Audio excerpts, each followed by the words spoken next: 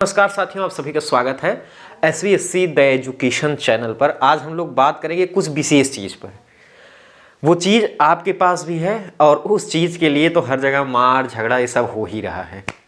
वो है पैसे की।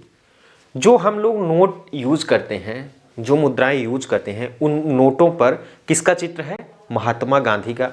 अब गांधी जी का चित्र कब से उस नोट पर स्थापित हुआ, क्या शुरू में भी था, वो सब सारी चीज़ें, मतलब भारतीय नोटों का इतिहास क्या रहा है, यही हम लोग यहाँ पर बात करेंगे। अगर हम देखें तो भारतीय नोटों का इतिहास बहुत इंटरेस्टिंग होने वाला है। आप लोग जब इसको देखेंगे समझेंगे। देखिए, हमारे देश को आज़ाद हुए आज कितने वर्ष हो गए? 15 अगस्त 1947 को देश आज़ाद हो गया।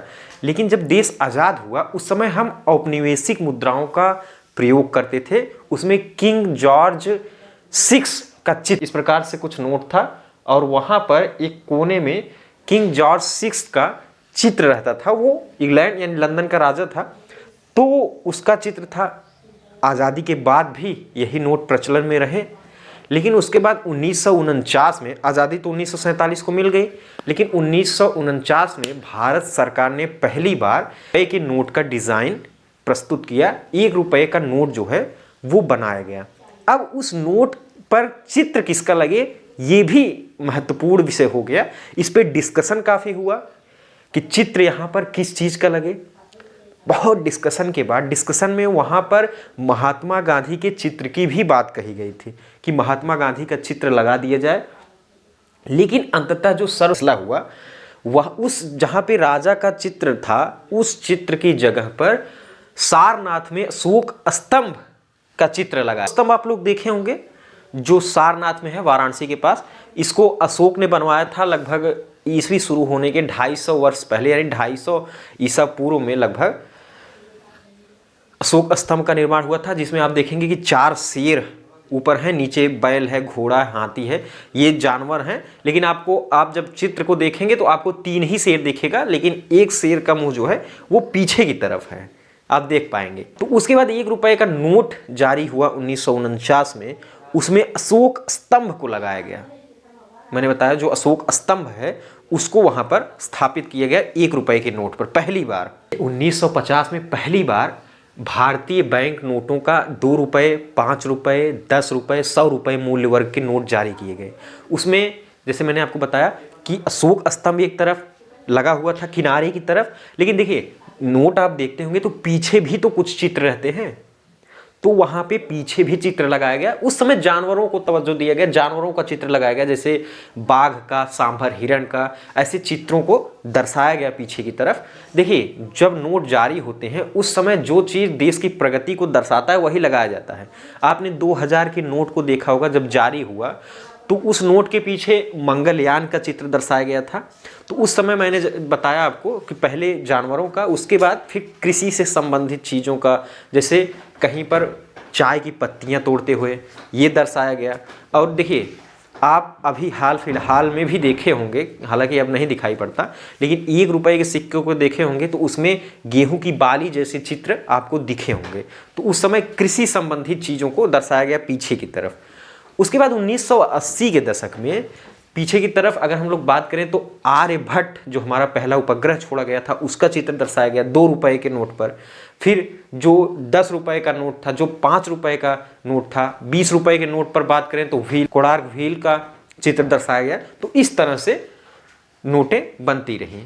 अब हम बात करेंगे, देखिए 1969 में, 1869 में महात्मा गांधी का जन्म हुआ था और 1969 में उनके जन्म को 100 वर्ष हो गए। कितने? 100 वर्ष पूरे हो गए।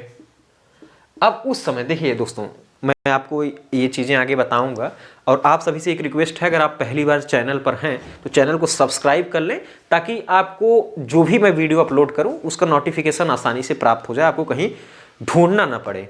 और SVSC द एजुकेशन चैनल आप यूट्यूब पर डालेंगे तो चैनल ज़रूर आ जाएगा, और सब्सक्राइब कर लेंगे तो आप सीधा जुड़ ही जाएंगे, और वीडियो को लाइक भी करिएगा। अब देखिए 1969 की अगर हम लोग बात करें, उस समय गांधी जी की 100वीं जयंती हो गई। उस जयंती के समय पर पहली बार महात्मा गांधी से संबंधित चित्र उस नोट पर दर्शाए गए।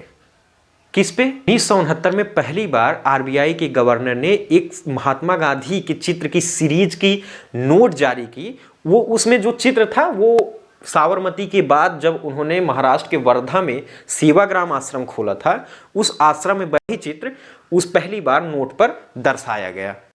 अक्टूबर 1987 में 500 के नोटों वाली एक सीरीज जिसपे गांधी जी का चित्र जो है दर्शाया गया था, ये सीरीज चालू कर दी गई 500 के नोटों पर। देखिए, खास कारण अगर हम लोग देखें ना दोस्तों, तो उस समय जैसे अगर किसी निर्जीव चीज का, उस समय तक किसी निर्जीव चीज का चित्र दर्शाया जाता था, तो निर्जीव चीजों का चित्र बनाना या उस समय की मैं बात कर रहा हूं, या प्रिंट करना बहुत आसान हुआ करता था। तो नकली नोटों का जो है वो एक भंडार शुरू हो गया था। लेकिन किसी सजीव व्यक्ति को यानी महात्मा गांधी या फिर किसी अन्य व्यक्ति के चित्र को बना पाना उतना आसान नहीं हुआ करता था। इसलिए एक तरह से इस नकली नोट के जो कारोबार था, इसको रोकने के लिए भी चित्र वाली सीरीज जो है वो स्टार्ट कर दी गई। 1996 में महात्मा गांधी के चित्र वाली जो सीरीज है वो नोटों की सीरीज जारी की गई। अब उस समय देखिए, नकली नोटों से बचने के लिए उन नोटों में कुछ व्यवस्था की गई।